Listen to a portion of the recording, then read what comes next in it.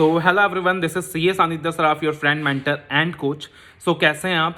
उम्मीद कर रहा हूं कि आपकी प्रिपरेशंस अच्छी चल रही है। एग्जामिनेशंस को सिर्फ 15 डेज बाकी रह गए हैं। अब देखना, पहले क्लियर कर दूं, ये जो वीडियो है मैं सिर्फ उन स्टूडेंट्स के लिए बना रहा हूं फिलहाल जो कहीं ना कहीं एग्जाम देना चाहते हैं, जो एग्जाम देने की इच्छा रखते हैं, और अगर एग्जाम्स होता है तो आप जाकर एग्जाम्स देकर आओगे, आप पूरी तरीके से डिटरमाइंड हो। जो दूसरे कैटेगरी के स्टूडेंट्स हैं, जो एग्जाम्स नहीं देना चाहते हैं, जो चाहते हैं एग्जाम्स कैंसिल हो जाए, पोस्टपोन्ड हो जाए, ऑनलाइन एग्जामिनेशन हो जाए, आप बिल्कुल भी गलत नहीं है, आप कहीं भी गलत नहीं है। मैं आपके सिचुएशन को पूरी तरीके से समझ सकता हूं and I totally agree that you are also right on your point. But फिलहाल जो सिचुएशन है वो ये है कि एग्जाम्स होने वाला है। फिलहाल जो सिचुएशन है, we don't know what's the announcement that is going to come from the institutes and in the next 3-4 days, but as of now the examinations are going to take place and this video is for those who are willing to go and give the examinations. ठीक है, तो देखो भाई, सिर्फ 15 दिन बाकी रह गए एग्जाम्स के लिए। तो अब 15 डेज के अंदर एक चीज याद रखना कि सबसे बड़ा विनर वो होगा जो अपने आप को मेंटली प्रिपेयर करके रखे। याद रखना, 15 दिन के अंदर, इस 15 डेज के अंदर आप कोई जादू की छड़ी नहीं घुमा सकते हो, बट इस 15 डेज के अंदर अगर आप सिस्टमैटिकली चीजों को प्लान आउट करते हो और अगर 15 डेज के अंदर अपने आप को मेंटली स्ट्रांग रखते हो, अपने आप को मेंटली स्टेबल रखते हो, तो believe me, you can create wonders. Right, आप वंडर्स क्रिएट कर सकते हो। सिस्टम बहुत सिंपल है। सबसे पहले मेक श्योर कि देखो, ये जो आउटर डिस्ट्रैक्शंस हैं ये आपको कहीं भी हिट ना करें, बिकॉज बाहर बहुत कुछ चल रहा है। सोशल मीडिया से दूर रहो भाई, बहुत कुछ चल रहा है मार्केट के अंदर, बहुत कुछ चल रहा है। काफी सारे स्टूडेंट्स हैं जो जेन्युइनली चाहते हैं because of their own reasons कि एग्जाम्स कैंसिल हो जाए, and they are also right. काफी स्टूडेंट्स हैं जो चाहते हैं एग्जाम्स पोस्टपोन्ड हो जाएं, वो भी करेक्ट है। काफी लोग डिमांड कर रहे हैं कि ऑनलाइन एग्जामिनेशन हो जाए, वो भी अपनी जगह सही है। बट एज ऑफ नाउ जो सिचुएशन है, अपने को सिचुएशन को एक्सेप्ट करना पड़ेगा कि एग्जाम्स होने वाला है, ऑफलाइन मोड में होने वाला है और 1 नवंबर से होने वाला है। That is the situation as of now. और उस सिचुएशन के अंदर अपने को डिसाइड करना है कि boss, whether I am going to give the examinations और नॉट। मैं एग्जाम दूं या ना दूं, और एग्जाम्स देता हूं तो मेरे पास सिर्फ 15 डेज का टाइम है। अब मेरे को एग्जाम्स देना चाहिए कि नहीं देना चाहिए फॉर नवंबर 20 एग्जामिनेशंस, उसका भी मैं एक अलग वीडियो बनाऊंगा। इस वीडियो के अंदर मैं सिर्फ उन लोगों के लिए बात कर रहा हूं जिन्होंने ऑलरेडी डिसाइड कर रखा है कि मेरे को एग्जाम्स देना ही है किसी भी हालत में। ठीक है ना? तो देखो यार, तुमने ऑलरेडी डिसाइड किया हुआ है ना कि एग्जाम्स देना है, तुमने ऑलरेडी उस रिस्क को लेने का डिसीजन ले लिया है ना कि ठीक है, I am going to take that covid risk. Because जो लोग एग्जाम देना चाहते हैं उन लोगों ने माइंड बना लिया है कि भाई मैं उस रिस्क को लेने के लिए रेडी हूं। मैं कहीं ना कहीं ऑफिस जाता हूं, ऑफिस से आता हूं, बाहर जाता हूं, बाहर ट्रैवल करता हूं, वहां भी कोविड का रिस्क है। एग्जाम देने जाऊंगा, वहां भी कोविड का रिस्क है, and I am ready to take that risk. I will follow all the safety protocols. और अगर आप सेफ्टी प्रोटोकॉल्स फॉलो करोगे तो 90% कुछ नहीं होगा, अगर आप प्रॉपर्ली सेफ्टी प्रोटोकॉल्स को फॉलो कर रहे हो।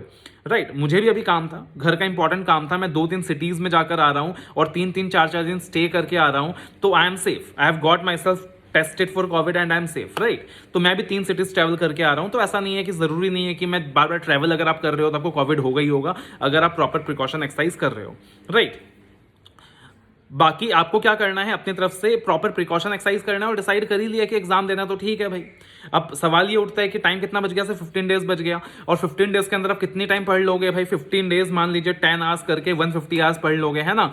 तो 150 घंटे का कुल मिलाकर आपके पास टाइम है। अब 150 घंटे के अंदर ज्यादा से ज्यादा 3 या 4 सब्जेक्ट ही उठा सकते हो, 3 या 4 सब्जेक्ट को ही टारगेट कर सकते हो। ऐसा पॉसिबल नहीं है कि अगर आप बोथ ग्रुप दे रहे हैं तो 8 के 8 सब्जेक्ट आप देख लें। देखो, 2-3 कैटेगरी के स्टूडेंट हैं। एक कैटेगरी का वो स्टूडेंट है जिसको बोथ ग्रुप देना है, जिसने ऑलरेडी सब कुछ पढ़ रखा है, जिसकी तैयारी हो चुकी है। आपको कुछ नहीं करना, 15 डेज के अंदर सारे सिलेबस को एक बार ब्रश अप कर लेना है, दैट्स इट। फटाफट ग्लैंस कर लेना है और एग्जाम देने चला जाना है। दूसरा कैटेगरी का स्टूडेंट है कि भाई कहीं ना कहीं 8 में से 4 सब्जेक्ट अच्छे से तैयार हैं, 4 सब्जेक्ट कम तैयार है। तो वो जो 4 सब्जेक्ट कम तैयार है, आपको उस 4 सब्जेक्ट पे फोकस करना है इन द रिमेनिंग 15 डेज। ठीक है ना? कहीं ना कहीं ऐसे स्टूडेंट्स भी होंगे कि 2 सब्जेक्ट बिल्कुल तैयार नहीं है। बिल्कुल तैयार तो बोलना गलत होगा, बट 2 सब्जेक्ट बहुत ही कम तैयार है और बाकी सब्जेक्ट बहुत अच्छे से प्रिपेयर्ड है। तो कहीं ना कहीं 15 डेज के अंदर आपको मैक्सिमम टाइम एलोकेशन उन सब्जेक्ट्स की तरफ देना होगा जो कि आपका कम प्रिपेयर्ड है। ठीक है, एक कैटेगरी के स्टूडेंट वो भी हैं जिन्होंने सोच रखा है कि भाई वैसे तो मैं ग्रुप क्लियर नहीं कर सकता, बट मैं एग्जामिशन के लिए टारगेट कर सकता हूं। तो अगर ऐसा है तो आपको अपनी प्रिपरेशन अकॉर्डिंगली डिवाइस करनी है कि मुझे उन 2-3 सब्जेक्ट में फोकस करना है जहां मैं एग्जामिशन का सोच सकता हूं। अगर ग्रुप क्लियर करने का सोचना है तो सारे सब्जेक्ट्स को लेकर चलना है, रैंक लाना है, सारे सब्जेक्ट्स को लेकर चलना है, एग्जामिशन की तैयारी करनी है, पास होने की कोई उम्मीद नहीं है, तो उन 2-3 सब्जेक्ट पे फोकस करना है जहां पे मुझे लगता है कि भाई एग्जामिशन ला सकता हूं मैं। That is how you have to plan it out.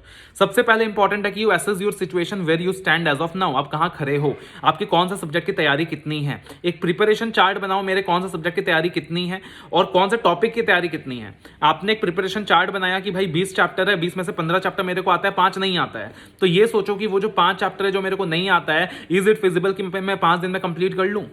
For example audit law के अंदर आपने एक छोटा सा चैप्टर छोड़ रखा है, interpretation of statutes, that is fine, you can complete in the remaining 15 days. But FR के अंदर आपने कंसोलिडेशन जैसा सब चैप्टर छोड़ रखा है, तो भी पॉसिबल नहीं है कि आप 15 डेज में कंप्लीट कर लो। तो बेटर रहेगा कि आप उस चैप्टर को छोड़ दो, बिकॉज अभी पॉसिबल नहीं है करना। तो that is something you have to decide for every subject and that is something you have to decide for every chapter, है ना।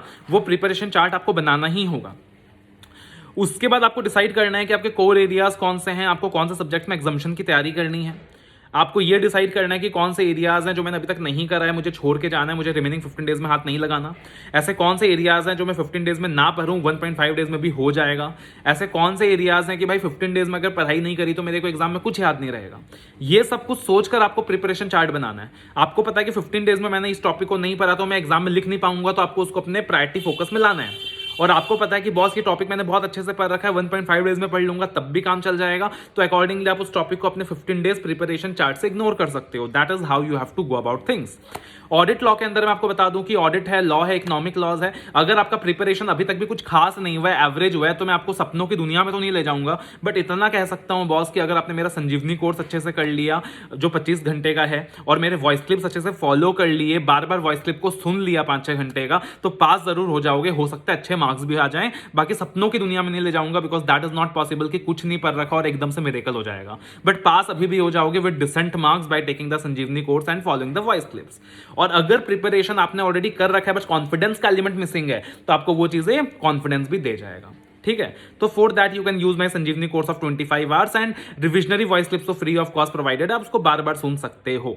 Same for the economic laws, 38 hours का कोर्स यूज करके आप अभी भी कंप्लीट कर सकते हो। आपको कोर्स नहीं लेना है, आपने तैयारी पहले से कर रखी है, तो जो रिविजनरी वॉइस क्लिप्स है, रिविजनरी वॉइस क्लिप्स को यूज करके भी आप अपने प्रिपरेशंस को क्या कर सकते हो, स्मूथन कर सकते हो। बार बार वॉइस क्लिप सुनने पर आप अपने सिलेबस को बहुत फास्ट तरीके से रिवाइज कर सकते हो। So that is something you can do regarding audit law, economic laws. If you are willing to take some classes, go for the Sanjeevani course right now. Right, अभी fast track लेने का time नहीं है। और and if you are not willing to go for the classes, just follow the voice clips again and again.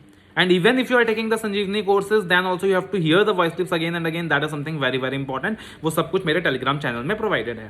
Audit law के further preparations के लिए मैंने आपको एमसीक्यू फाइल दे रखी है, मैंने आपको इंटीग्रेटेड केस लॉ फाइल भी प्रोवाइड कर दिया है। सब कुछ टेलीग्राम चैनल में अवेलेबल है, सब कुछ हमारा जो वेबसाइट है www.apnamental.com उसमें अवेलेबल है। राइट, तो ऑडिट लॉ के अंदर integrated case laws, MCQs, summary notes for law, वो सारा कुछ मैंने प्रोवाइड किया हुआ है। समरी नोट्स फिलहाल मैंने आपको डायरेक्टर्स का प्रोवाइड किया हुआ है, अलाइड वाले पार्ट का प्रोवाइड किया हुआ है। बाकी पूरे रिमेनिंग लॉ का समरी नोट्स भी जल्द आने वाला है, 2 दिन के अंदर आने वाला है। Right, and so be connected for the summary notes of law. 150 pages में पूरा लॉ रिवाइज कर पाओगे। वॉइस क्लिप्स आपको प्रोवाइड कर चुका हूं, समरी नोट्स आपको मिल जाएगा, इंटीग्रेटेड केस लॉज आपको प्रोवाइड कर चुका हूं, एमसीक्यू फाइल आपको प्रोवाइड कर चुका हूं, गाइडेंस मैं टेलीग्राम चैनल के अंदर देते रहता हूं। ऑडिट लॉ का टेस्ट अभी टेलीग्राम चैनल में ऑलरेडी चल रहा है फॉर स्टूडेंट्स। तो जो भी हो पा रहा है मेरी तरफ से मैं कर रहा हूं आपके लिए, ठीक है ना। जो भी हो पा रहा है कर रहा हूं, जितना कुछ हो सके फ्री में कर रहा हूं। और संजीवनी कोर्सेज के लिए नॉमिनल फीस हम लोग चार्ज कर रहे हैं, बिकॉज अगेन हमें भी हमारा घर चलाना है, हमारी फैमिली चलानी है in the Covid times. Right, एक चीज आपसे और कहना चाहता हूं मैं कि देखो यार, ये जो सिनेरियो है बहुत ही अनसर्टेन सिनेरियो है, और कहीं ना कहीं आपका माइंड बहुत ज्यादा डिस्ट्रैक्ट हो रहा होगा, कहीं ना कहीं आपका माइंड बहुत ही ज्यादा पजर्ड हो रहा होगा। तो याद रखना, आपको अर्जुन बनना है। क्या बनना है? आपको अर्जुन बनना है। आप जब चिड़िया की तरफ देखोगे तो आपको सिर्फ चिड़िया की आंख में आपका निशाना लगना चाहिए। वो जो आसपास का पेड़ है, आसपास का वृक्ष है, उसमें आपको फोकस नहीं करना है। तो आपके आसपास जो भी हो रहा है, लोग जो भी डिमांड कर रहे हैं, लोग जो भी कह रहे हैं, आपको किसी चीज के बारे में कुछ नहीं सोचना है। आपका फोकस सिर्फ और सिर्फ उस एग्जाम के ऊपर होना चाहिए जो 15 डेज बाद होने वाला है, and you are just going to go and give your best. काफी सारे स्टूडेंट्स डर रहे हैं कि सर मैं एग्जाम देना चाहता हूं, अगर मुझे कोविड हो गया तो, अगर मेरी फैमिली को कोविड हो गया तो, अगर सर ऐसा कुछ हुआ कि मेरा एरिया कॉन्टेमिनेटेड जोन में आ गया तो मैं कैसे एग्जाम दूंगा। अरे भाई, डर डर के जीने से अच्छा है तुम जीना बंद कर दो, ठीक है ना। डर डर के जीने से अच्छा है तुम जीना बंद कर दो। सर्टेनिटी किसी बात की नहीं है भाई, सर्टेनिटी किसी बात की नहीं है। आज मैं जिंदा हूं, कल जिंदा रहूंगा कि नहीं रहूंगा, कोई बात की, किसी बात की सर्टेनिटी नहीं है। डर के क्यों जीना है, जस्ट गिव योर बेस्ट। आपके एरिया कॉन्टेमिनेटेड जोन में आ जाए या एग्जाम से पहले आपको कोविड हो जाए, इन बातों की पॉसिबिलिटी 5% है। कुछ ना हो, आप जाके एग्जाम्स दे दें, उनकी उसकी पॉसिबिलिटी 95% है, बट आप उस 95% पॉजिटिविटी के ऊपर फोकस नहीं करोगे, 5% नेगेटिविटी के ऊपर फोकस करोगे और अपने आप को नेगेटिविटी में धकेलोगे। रैदर अगर आप अपने आप को 95% पॉजिटिविटी में धकेलो तो वो आपको सही राह दिखाएगा, सही रास्ता दिखाएगा। एंड ठीक है ना यार, जो भी होगा देख लेंगे, फेस कर लेंगे। हमारा काम क्या है? पॉजिटिव सोचना, अकॉर्डिंगली पॉजिटिव कर्म करना, और बाकी रिजल्ट हमें भगवान देगा, हमारी मेहनत देगी, है ना। तो हमें इन चीज़ों के बारे में नहीं सोचना है, सिर्फ हमारे लक्ष्य के बारे में सोचना है। किसी भी हाल में अपने लक्ष्य को पाना है। एंड कसम खानी है, मुझे नहीं पता मेरा पहला अटेम्प्ट कौन सा था, बट आने वाला अटेम्प्ट मेरा आखिरी अटेम्प्ट है। That is what I have to focus about. जो हो रहा है होने दो यार, कोविड है, ठीक है, everyone is going to work, I have to go for examinations, I have to exercise the best safety measures. हमेशा सैनिटाइजर अपने पास रखना है, रेगुलर बेसिस में हाथ धोना है, हाथ को नाक से नहीं लगाना है, मास्क पहनना है, वो सारा सेफ्टी मेजर मुझे एक्सरसाइज करना है। But at the same time मुझे एग्जाम देना है और मैं ज़्यादा टेंशन नहीं लूंगा, ज़्यादा लोड नहीं लूंगा, अपनी तरफ से बेस्ट करूंगा। बाकी एग्जाम्स होने वाला है, नहीं होने वाला है, दे पाऊंगा, नहीं दे पाऊंगा, क्या होगा, let us leave to the God. जो हमारे हाथ में है उस पे काम करते हैं ना, उस पे फोकस करते हैं। जो कंट्रोलेबल फैक्टर्स हैं उनमें काम करते हैं, अनकंट्रोलेबल फैक्टर्स में दिमाग लगाकर क्या फ़ायदा, है ना। So all the very best, love you all, take care. उम्मीद कर रहा हूँ सब कुछ अच्छे से जाएगा, सब कुछ पॉजिटिव मैनर में जाएगा, आप सेफली जाकर एग्जाम्स देकर आएंगे। और जो बच्चे एग्जाम्स नहीं देना चाहते हैं, आप बिल्कुल टेंशन ना लें, अनसर्टन सिचुएशन है, अब नॉर्मल सिचुएशन है, कोई प्रॉब्लम नहीं है। अगर एग्जाम्स नहीं भी दिया तो कोई फर्क नहीं पड़ेगा, बिकॉज जान है तो जहान है। तो ऐसा सच कोई टेंशन लेने की जरूरत नहीं है।